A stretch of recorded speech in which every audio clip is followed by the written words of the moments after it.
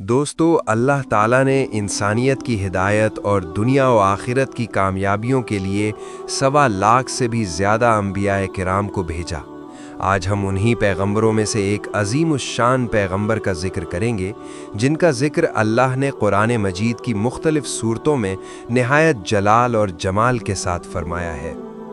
یہ قصہ ہے حضرت یونس علیہ السلام کا، جنہیں ہم ذُنُّون یعنی مچھلی والا نبی بھی کہتے ہیں۔ یہ وہ واحد پیغمبر ہیں جن کی زندگی ہمیں سکھاتی ہے کہ آزمائش چاہے سمندر کی انتہائی گہرائیوں میں ہو یا مچھلی کے پیٹ کی ہولناک تاریکی میں، اللہ کی رحمت سے مایوسی کفر ہے۔ یہ داستان ہے صبر کی، لغزش کی اور پھر اس توبہ کی جس نے ایک پوری قوم کی تقدیر بدل کر رکھ دی۔ آئیے وقت کی گرد پیچھے ہٹاتے ہیں اور عراق کے اس عظیم شہر نینوا کی گلیوں میں چلتے ہیں جہاں سے اس حیرت انگیز واقعے کا آغاز ہوا۔ عراق کا شہر موصل، جس کے قریب نینوا کی قدیم بستی آباد تھی۔ یہ شہر اپنے دور کا ایک عظیم معاشی اور فوجی مرکز تھا۔ یہاں کے لوگ طاقتور تھے، مالدار تھے، لیکن ان کی روحیں کفر کی غلاظت سے آلودہ تھیں۔ 1 لاکھ سے زائد کی آبادی رکھنے والا یہ شہر بت پرستی کا گڑھ بن چکا تھا۔ اشتار جیسے بتوں کے سامنے سجدہ ریز ہونے والی اس قوم میں اخلاقی برائیاں جڑ پکڑ چکی تھیں۔ اسی ماحول میں حضرت یونس علیہ السلام کو حق کی شمع روشن کرنے کا حکم ملا۔ آپ نے برسوں اپنی قوم کے درمیان قیام کیا۔ آپ ان کے میلوں میں جاتے، ان کی محفلوں میں بیٹھتے اور نہایت سوز و گداز کے ساتھ پکارتے، اے لوگو، تم جن پتھلوں کو پوجتے ہو وہ تمہاری پکار نہیں سن سکتے۔ اس رب کی طرف آؤ جس نے آسمان کو چھت اور زمین کو بستر بنایا۔ مگر قوم کے سرداروں کا جواب ہمیشہ تلخ ہوتا۔ وہ کہتے، اے یونس، تم ہمیں اس عذاب سے ڈراتے ہو جو کبھی آیا ہی نہیں۔ اگر تم سچے ہو تو وہ عذاب ابھی لے آؤ۔ حضرت یونس علیہ السلام کی راتیں مصلے پر روتے ہوئے گزرتی تھیں کہ کاش ان کی قوم ہدایت پا جائے، لیکن ان کا تکبر کم ہونے کے بجائے بڑھتا ہی چلا گیا۔ جب نافرمانی حد سے بڑھ گئی تو اللہ کی طرف سے اشارہ مل گیا کہ اب اس قوم پر گرفت کا وقت قریب ہے۔ حضرت یونس علیہ السلام نے جلال نبوت میں آ کر اعلان کیا، اے نینوا کے باسیوں، میں نے اپنا حق ادا کر دیا۔ اب 3 دن کا انتظار کرو، اللہ کا قہر تم پر برسنے والا ہے۔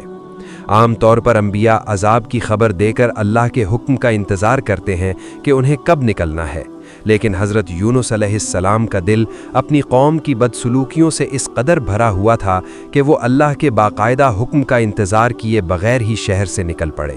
آپ کا خیال تھا کہ چونکہ عذاب آنے والا ہے، اس لیے اب ان کے درمیان ٹھہرنے کا کوئی مقصد نہیں۔ یہ وہ اجتہادی لغزش تھی جس نے آپ کو ایک نئی آزمائش کے دہانے پر لا کھڑا کیا۔ آپ تیزی سے شہر کی حدود سے نکل کر ساحل کی طرف روانہ ہو گئے۔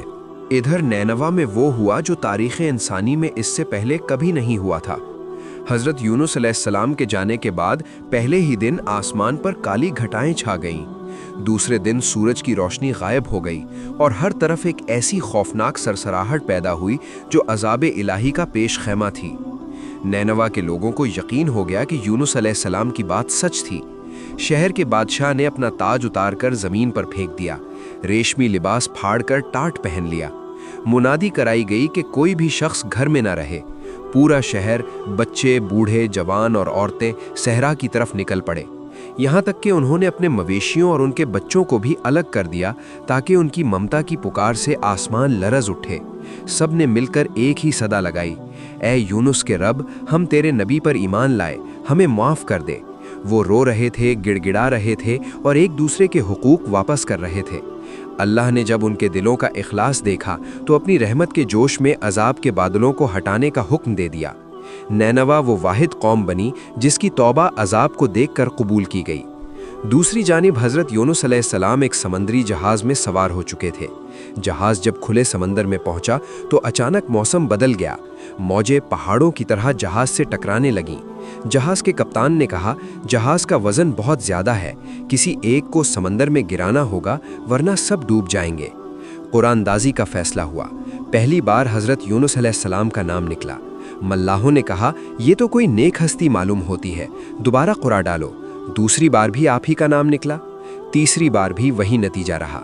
हज़रत यूनुस अलैहिस्सलाम समझ गए कि ये इत्तेफाक नहीं बल्कि उनके रब की तरफ से गिरफ्त है। आपने खामोशी से कश्ती के किनारे पर खड़े होकर रब को याद किया और तलातुम खेज मौजों में छलांग लगा दी। पानी में गिरते ही अल्लाह ने एक अजीम मछली को हुक्म दिया कि वो यूनुस को निगल ले, मगर उसे जख्मी ना करे। मछली के पेट में हज़रत यूनुस अलैहिस्सलाम को होश आया तो उन्होंने महसूस किया कि वो 3 अंधेरों में कैद हैं। मछली के पेट का अंधेरा, समंदर की तहों का अंधेरा और रात की स्याही। वहाँ कोई इंसान न था, कोई मददगार न था, सिर्फ समंदर के अंदर मौजूद मखलूक़ात की तस्बीह का मध्यम सा शोर था। इन लम्हात में हज़रत यूनुस अलैहिस्सलाम ने वो दुआ पुकारी जिसने कायनात के ज़र्रे ज़र्रे को हिला कर रख दिया। ला इलाहा इल्ला अंता सुब्हानका इन्नी कुन्तु मिनज़्ज़ालिमीन। आपने अपनी लग़ज़िश का एतराफ़ किया, अपनी कमज़ोरी का इक़रार किया। फरिश्ते पुकार उठे, ए अल्लाह, ये किसी कमज़ोर जान की आवाज़ है जो समुंदर की गहराइयों से आ रही है। अल्लाह ने फरमाया, ये मेरा बंदा यूनुस है, उसने अपनी खता मान ली है। कई रोज़ मछली के पेट में गुजारने के बाद अल्लाह ने मछली को हुक्म दिया कि वो अपने मेहमान को साहिल पर पहुंचकर बाहर निकाल दे। आपका जिस्म बहुत नाजुक हो चुका था, जिल्द नरम पड़ गई थी। अल्लाह ने कुदरत से वहाँ कद्दू की बेल उगा दी, जिससे आपको अच्छी खुराक मिली और साया दिया। जब आपकी तबीयत बहाल हुई तो अल्लाह ने हुक्म दिया, ए यूनुस, अब दोबारा नैनवा जाओ। जब आप वापस पहुंचे तो देखा कि वो 1 लाख लोग जो बुतों की पूजा करते थे अब एक अल्लाह के सामने सजदा रेज हैं। दोस्तों, हज़रत यूनुस अलैहिस्सलाम का ये वाक़या हमें बताता है कि अल्लाह की पकड़ सख्त है मगर उसकी रहमत उससे भी बड़ी है। अगर हम भी अपनी ज़िंदगी की अंधेरियों में इस आयत करीमा को थाम लें तो अल्लाह हमारे लिए भी नजात के रास्ते खोल देता है। अगर आपको अंबियाए कराम के वाक़यात अच्छे लगते हैं तो हमारी अंबियाए कराम के वाक़यात पर मुश्तमिल इस प्लेलिस्ट को ज़रूर विज़िट करें। जज़ाकल्लाह।